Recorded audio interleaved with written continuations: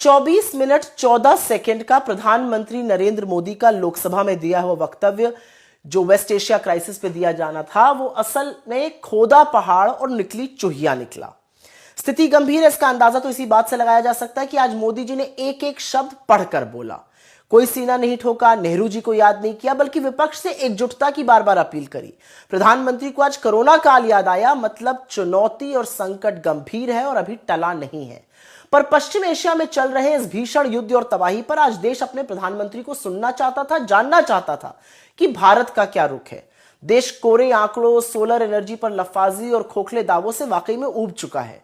लेकिन मोदी जी ने 24 मिनट में अमेरिका और इजराइल का एक बार भी नाम नहीं लिया। मोदी जी ने यह तो माना कि युद्ध से संकट बढ़ा है, स्ट्रेट ऑफ हॉर्मुज बंद होने से हमारे यहां सप्लाई बाधित है।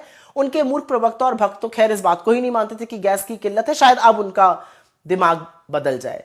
लेकिन प्रधानमंत्री ने सदन को यह नहीं बताया कि तेल और गैस की आपूर्ति या सप्लाई कैसे सुनिश्चित होगी। उन्होंने यह नहीं बताया कि सप्लाई पर ईरान से, इजराइल से या अमेरिका से क्या बात चल रही है। उन्होंने बोला यूरिया पर 6 प्लांट लग गए हैं देश में, पर उससे तो आपूर्ति पूरी नहीं होगी। यूरिया आएगी कहां से? जब आपूर्ति में कोई बाधा नहीं थी तब भी मध्य प्रदेश से लेकर यूपी तक खाद के लिए लाइनें लगी रहती थी। और यह बात किससे छुपी है? किसानों के हितों को यूएस ट्रेड डील में स्वाहा करके मोदी जी किस मुंह से आज किसानों के विश्वास को जीतने की बात कर रहे थे? और यह कितनी बड़ी विडंबना है कि अमेरिका को अपनी एनर्जी सिक्योरिटी सौंप कर आज प्रधानमंत्री एनर्जी सिक्योरिटी पर बतिया रहे थे। यह कौन बताएगा कि जो रूसी तेल हम बड़े डिस्काउंट पर खरीदते थे, आज वही प्रीमियम देकर अमेरिका की स्वीकृति के बाद खरीदा जा रहा है।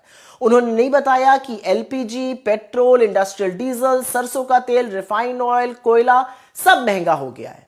गैस से चलने वाली हजारों फैक्ट्री बंद हो गई और एक बार फिर से इस देश के मजदूर अपने गांव लौटने को मजबूर हैं।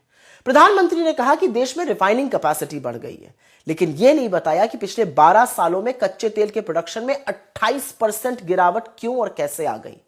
अपने वक्तव्य में इस देश के प्रधानमंत्री ने अमेरिका और इजराइल द्वारा एक संप्रभु सॉवरेन देश के सर्वोच्च नेता के टारगेटेड असैसिनेशन पर एक शब्द नहीं बोला।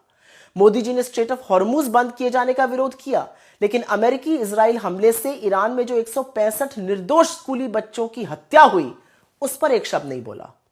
मोदी जी ने यह भी नहीं बताया कि हमारी विदेश नीति इतनी विफल कैसे है कि इतने सारे हमारे जहाज अभी भी स्ट्रेट ऑफ हॉर्मुज में अटके हुए हैं। 24 मिनट में कोरोना और 2 बार एकजुटता का हवाला सुनकर एक बात तो साफ है, चुनौती गंभीर है। भक्त भले बकलोली करते रहे, प्रधानमंत्री ने हाथ खड़े कर दिए हैं। कोरोना काल को याद करके यह भी साफ है कि आपको अपने हाल पर छोड़ दिया गया है। बस